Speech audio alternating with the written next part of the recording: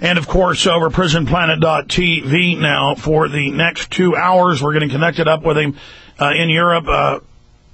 Michael Tsarian, very interesting guest. We never had him on before, but I'm familiar with his work. And I know this, what he's discovered about the elite, what the elite believe about themselves, what their mindset is very, very accurate from my own research of what they believe about themselves. Now, is it real?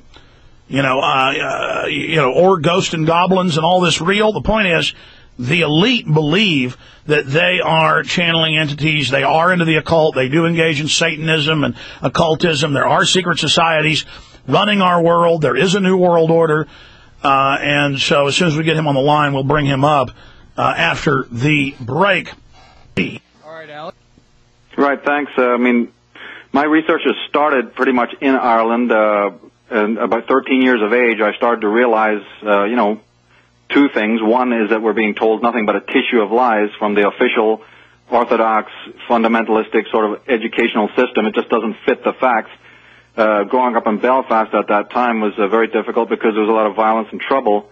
But basically, I started to see through that and check out the orange parades that happened in July, and seeing a lot of the symbolism that was being used there.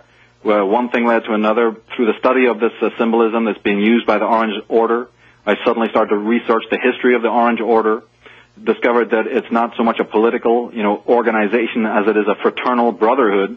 And then I subsequently later, a few years later, started discovering that this is the same story with the IRA, particularly the provisional IRA, and then we have the official IRA.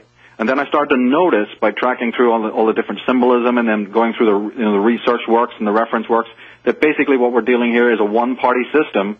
This is in the early days, so I didn't have the whole globalist picture here. But just from my own researches in the microcosm of Ireland, growing up there, I realized that we're not being told the truth about these organizations and how these are connected to the super Masonic orders, the Freemasonic orders.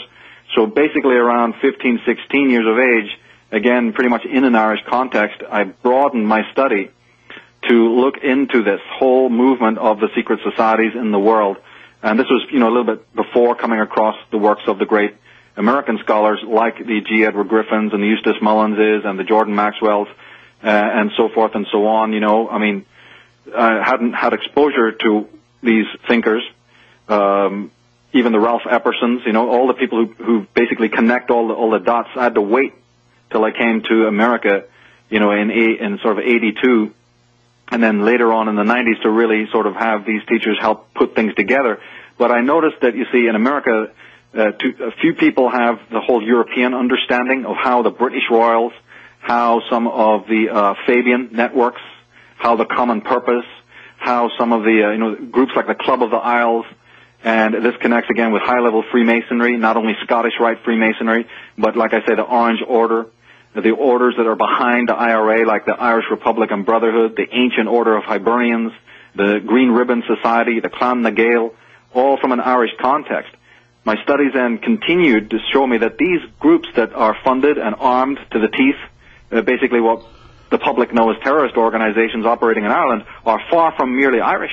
These groups are connected to the international, underground of the entire Black Hand, meaning the entire terrorist network. And that's used to destabilize and frighten the public into accepting the state dominating them. And it's even come out in mainstream news now that the IRA and the Orange, the Protestants at the highest levels, were really meeting and working together, and that they were all basically British and international intelligence, just completely staged.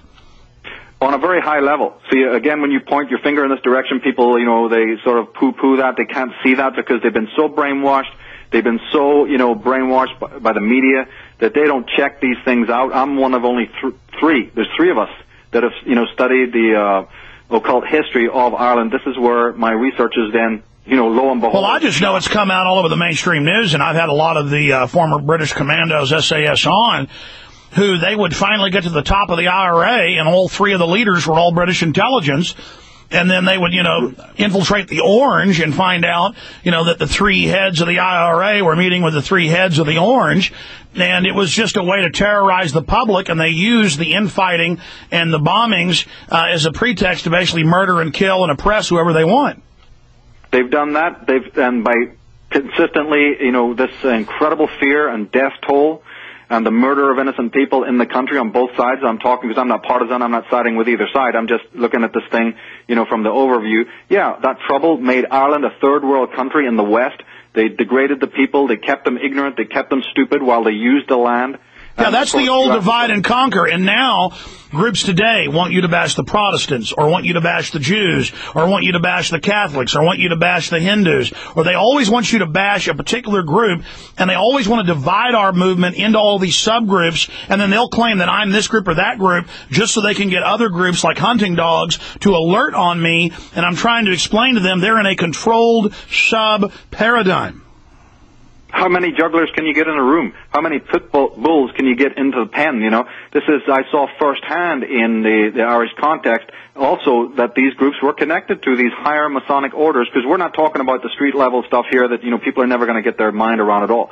But anyone who studied the British system and how these clubs and these organizations, fraternal orders, are networked into these terrorist organizations, how they fund them, how they meet at the top, like you say, behind the so-called lodge door, that not a single one of these distinctions, not a single one of these biases that people are willing to die for in the streets. You see, this is what I saw in Ireland. Whether you're Jew or Muslim, you're Christian or not, or whether you are Protestant or Catholic, or whether you are rich or poor, or whether you are conservative or labor. You see, all these divisions that people are just enmeshed in the outer world. I started to learn that this doesn't mean a damn behind the lodge door. There's a totally different agenda, and that's how my research is into deeper matters, into the whole occult symbolism that these people are using and their occult origins.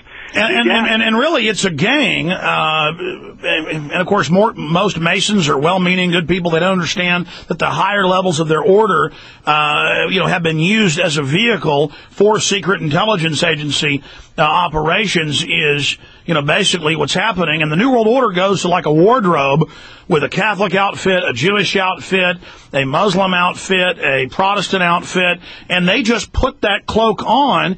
And that's why it's so hard to get after them. But we know the overriding thing they want, they say they're trying to get rid of government, but really they create the mega state through which they can control the society.